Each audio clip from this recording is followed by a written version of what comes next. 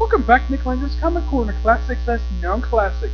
This is episode number 1147 and Doubleshot number 1046. I got two X-Men traits from the digital world. Okay, now these were released physically, but I'm reviewing digitally. First up it is War of the Realms, the Uncanny X-Men. Yes, not the first time the X-Men have had a miniseries tie-in to a crossover event. The first time I could think of this happened was with Civil War 1. They had it with that one. They had it with Civil War 2. This event. Let's see, was there anyone? Oh yeah, they had it for Secret Invasion. No, not Fear itself. They actually issued some Uncanny X-Men tie into it. But this is the first time they've actually used the Uncanny name as part of the actual title for the miniseries. And here's the strange thing about this miniseries. It actually, Marvel counted this as part of the numbering for Uncanny X-Men. I don't know why, but they did. Now you can see from the cover, basically, Sabretooth is the main villain of this miniseries. This one's written by the then writer of Uncanny X-Men, Matthew Rosenberg. But this book now only contains 3-issue miniseries of War of the Realms of Uncanny X-Men. Yeah, it's 3 issues. A lot of the time, now the only time I can think of where generally put when they have these miniseries, usually about 4 to 5 issues apiece. This one's probably one of the shortest one I've seen, where it's a tie-in miniseries to event. Now, in case you probably asked the obvious question, did the X-Men have a miniseries tie-in to Secret Empire? No. They had issues of both X-Men Gold and Blue, both tie-ins. Okay. Alrighty, what about some of the other events, like Chaos War? Yes, that one did. It was a 2-issue miniseries. Yep. Okay, was there any ones? Yeah, there was also one World War Hulk, but that was the non-canon. This book also collects Uncanny X-Men Volume 5, Issue 17, and Issue 2 of War of the Realms, War Scrolls. Yeah, it contains all 3 stories in this issue. Now, of course, Matthew Rosenberg writes both the Uncanny X-Men miniseries tie-in to War of the Realms and the issue of Uncanny X-Men. He's the writer of this book at that point. Now, War Scrolls. There is about 3 stories in here. Now, the Dr. Strange story is written by Devin Grayson. 4 stories from Agency. The second story is My Dragon Brunch with Loki. That's a Wicked Hulkling story done by Anthony Alvera. Now, the miniseries is to put this. It's simply put what the main X-Men team, which, here's kind of the thing. The X-Men team, when Matthew Rosenberg was writing the book, was not the traditional X-Men team. Nope, it consisted of, get this, Cyclops, Wolverine, Wolfsbane, Magic, Multiple Man, Danny Moonstone, and I think that was it. Yeah, and also Rosenberg decided to have Cyclops put on his classic 90s costume. Yeah, in the case of Havoc, from looking at the costume, if I remember reading it, I think this is supposed to be his costume he wore during the Brubaker run of Uncanny X-Men. Yeah. But a lot of the other characters, like Wolverine, was wearing his 80s costume, which for some reason Marvel decided to have him keep wearing that costume for some reason. Now, you can kind of think of this miniseries taking place between issues 16 and 17. Yeah, that's simply what you can say about this miniseries, because they kind of take place between those 2 issues. It's them basically taking on a couple of robots, and also them taking on frost giants, dark elves, and taking on frickin' Sabretooth. Why the heck not? Yep. And they also have to deal with what happened in issue 2 with the Valkyries. Yeah, all of them got killed. Yeah, all of them got killed by frickin' Malekith and his forces. Which, damn, Jason Aaron, he basically had balls to kill out the Valkyries. Oh yeah, also Hope Summers is here. Though apparently the way that he wrote Wolverine is that, here's the thing. When Wolverine has known Hope for some time, but the way he wrote him in the issue when he encountered, it's like he really wanted to kill Hope for trying to shoot him. I'm like, seriously, Rosenberg? Why the heck would you do that for? Yep. Oh yeah, in case you're reading it, says you're wondering, why the heck does Magic have a middle arm? I think it has to do with what happened in the previous Mutants book, not the current one. The previous one by Zev Wells. Yeah, it's deal with some demonic stuff. The reason why she's got a middle arm now, she's still got it. Yep, and yeah, that's simple put the gist of this miniseries. The X-Men versus Frost Giants, Dark Elves, and Sabretooth. Mostly it's just Hope Summers versus Sabretooth. And it's a fun miniseries. And it's also implied by the end, by the time we get to issue 17, that apparently that the team that Cyclops formed back in issue when this new era started, with issue 17, that issue 11, that the team that he sent back in issue 11 got disbanded off screen. And yeah. And at the end of the miniseries, you have Danny Moonstone mourning the death of all the dead Valkyries. Which I thought that was a nice touch that Rosenberg did that. Yep, and simply put, basically, the following issue is simply them dealing with grieving over the death. Now, the thing is, the X-Men during this time did not have base operations during Rosenberg's run. Why? Because a long time base operations, the Xavier Institute, was destroyed. Again. And by the time Hickman took over the book, the X-Books, they never built a damn building. Nope, it was completely destroyed. It was reduced to ruins. And currently the X-Men headquarters is an island country. Yeah. So mostly put you have Wolverine and Cyclops drinking, and of course them grieving over the deaths of what happened during War of the Realms. Also we have Psylocke's other identity, Conan. This is basically the Japanese woman whose body was one point possessed by, basically Psylocke's soul was transferred to her briefly, they drew back her own body. Yeah, it's something Chris Claremont came up with. And mostly put, this is just a funeral issue for, is this for,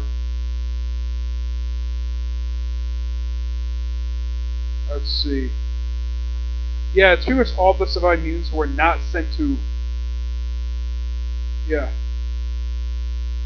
oh yeah, it's basically the dealing with death of Wolfsbane. Yeah, Wolfsbane got killed.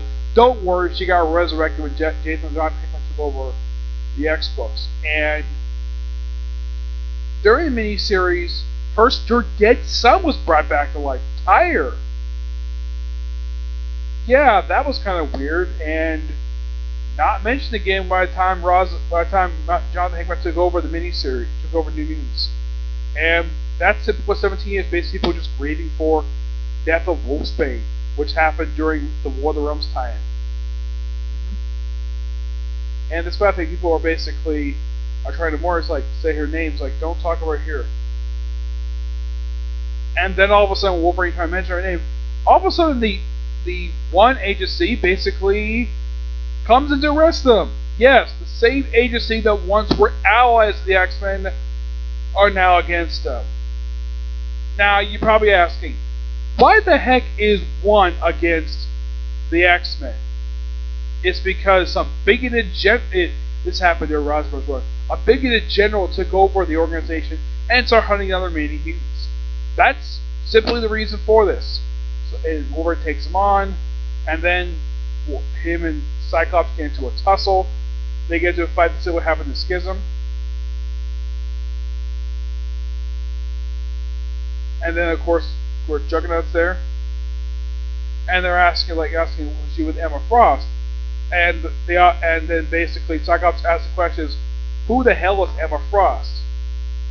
Yeah, that will be explained later. It's kind of strange though. Emma Frost wiped the memory of the man she once had a relationship with, of all of her memories of her. Yep. Now, as for the War Scrolls thing, well, first one is a Doctor Strange story, just basically what he was up to during War of the Realms. Yeah, that's the simple gist of it, is what he was up to. Did with Nightmare, I made it with Eternity. Yeah, it's like this could be also an issue of Doctor Strange, but they made a short story, War Scrolls, and it's not written by who the writer. Now the writer of the comic currently is Mark Waid. He took over from Danny Coates. Yeah, it was Danny Coates. Took over from him. I don't know why he took over from him. He just did. It's kind of weird. And it just basically her dealing with basically, well, some minor things basically happening during the events of Warm Realms. The second story is, simply put, it's a story from Wicked Oakley. It's simply put what they're up to during War of the Realms. Yes, fighting basically the Dark Elves. They just stay in their life, and they're also basically interacting with Loki. That's simple gist of it. Now, I gotta admit, the War of the Realms miniseries for Uncanny X-Men, that was very good. I thought that was really fantastic and well done by Matthew Rosenberg. Interesting, though, that if you kind of place it, like I said, you can easily place it between issues 16 and 17, because 17 kind of picks up, because you mentioned the death of Wolfman, which happened in the Uncanny X miniseries War of the Realms. And since that takes place right after that, you can easily put it there. But yeah, it's unknown why my local library doesn't have the last trade that collects the rest of Matthew Rosenberg's very brief run half of X-Men. All in all, I'm going to give this trade roughly a 9.5 out of 10. Pretty good. Next up, it is the first of several trades for a mini-series. One of 6 mini-series published at the same time as Matthew Rosenberg's run for X-Men. This is Age of X-Men. This is the Marvelous X-Men miniseries. This is the main book for the Age of X-Men. This is the third. This is by far the. I think this is like the fourth time the X-Men have been transported to another world where their history has been altered. The first time, Chris Claremont was doing it, and this is back in the 80s. Second time, Age of Apocalypse. Third time, Age of X. And now this. Now, the lineup for this group is simply Magneto, Nature Girl, X-Men, Nightcrawler, who also goes on miniseries during this, Kitty Pryde, Colossus got one arm, and they're led by Jean frickin' Grey. Also, Storm is here as well. She's bald. Yep, this trade collects not only the 5-issue miniseries, but also the Age of X-Men Alpha and Omega one-shots. Now, the main gist of this, the Alpha Omega one-shots for Age of X-Men, including this Marvelous X-Men series, is run by Zach Thomas and Lonnie Nedier. The artwork for the main books, now Alpha is the artwork that is done by Roman Residence. The main miniseries is on Marco Foligno, and Simone Portio does the Omega issue. Alpha is just pretty much set up for all the miniseries, every single one. These are all the miniseries aside from Marvel's X-Men. There is Prisoners of X, Externals, Magnificent Nightcrawler, Next Gen. I think that's it. Yeah, that's basically the gist. Basically, we could say about the Alpha issue. Just setting up all the miniseries. And here's the thing: all of them are 5 issues apiece. Now, the thing with the main miniseries, it's to put an adventure for the X-Men during the course of this period of time. Where in this reality, Bishop, yeah, he's part of the group. He's in a relationship with Jean Grey for some reason. Storm is bald. Colossus has got one arm. Magneto's got a beard, and everyone's wearing all completely different types. Also, X-Men is part of the group. And they do keep it that Kitty Pryde and Colossus are a couple. Unknown why Colossus lost his arm, because he wasn't like this in the main books. Nope. Let me point out something about Nature Girl. Nature Girl, prior to this, now Nature Girl, in case you know who this character is, she's a creation of Jason Aaron. Yes, Jason Aaron created this character during his really good series, Wolverine the X-Men. She first appeared in issue 19, right after the AVX tie-in. Yep, that's when she first showed up. Everybody else, now Magneto's around since the 60s, but pretty much mostly everybody else, with the exception of X-Men, have been around since the 1970s. X-Men first popped up in the 90s. Now, what was the reason for this guy's creation? Now, originally he had his own ongoing series in the 90s, lasted 75 issues. But here's the thing. Originally, he was simply a mini-series part of the Age of Apocalypse crossover, which is by far one of the best X-Men events of all time. And his book was originally meant to take place of Cable, but Marvel decided to continue his book after Age of Apocalypse wrapped up, and it's managed to last for 71 more issues, and also had 4 annuals published and a -1 issue, which the series ended with X-Men's death, though they did bring him back in the Dark X-Men miniseries. Yeah, they brought him back there, and then later on he was found in the Independence of Mutants when Dan Abbott and Lee Lenz were writing the book. And he stuck with that book up until the series, and he popped up in New Avengers in Ewing's in his run. And after that, he disappeared for quite a while until he returned in the X-Men Assemble storyline, which that set up this. Yep. And of course, the X-Men themselves basically just, you can kind of think of the main miniseries as simply put, just the X-Men's daily lives, like. And their headquarters is a place called the X Sanctuary. And the way they're running here, it's kind of like how the Justice League would run to the Hall of Justice. Yeah, it's very similar. I mean, when you see this sequence, this is gonna remind you of the Super Friendly Justice League of friends running to the base operations for a meeting. Yeah, this is very similar to that. And they basically deal with various threats. Yeah, in this world, the X-Men are actually much more heroes, and mutants are not under bigotry. Actually, scratch, it's not the 4th, next 5th time, I just forgot how to say. Yep. And it's basically the X-Men just saving the day, defending the world, while also investigating what the heck is going on with reality itself. Yeah, that's the main gist of this miniseries. While also having a loose tie in what happens in the Apocalypse miniseries. Yeah, Apocalypse. Despite the fact, when you look at this guy, this is clearly the clone of Apocalypse, because he's not big and bulky like the traditional Apocalypse. Yeah, he looks like Genesis, aka Evan Sabanor, who is the clone of Apocalypse. Yeah, that's what he looks like. And yeah, it just basically X-Men deal with various different threats over the course of this miniseries, and then leading into the Omega issue, which ends everything. Yep. Which has the X-Men pretty much go back, like after they confront X-Men about what's been going on, everything gets turned back to normal, and apparently destroying this world destroys X-Men. I'm not sure how the heck that works. Yeah, he created this world, does not mean he has to die. But yeah. And yeah, that's the simple gist of this particular mini event.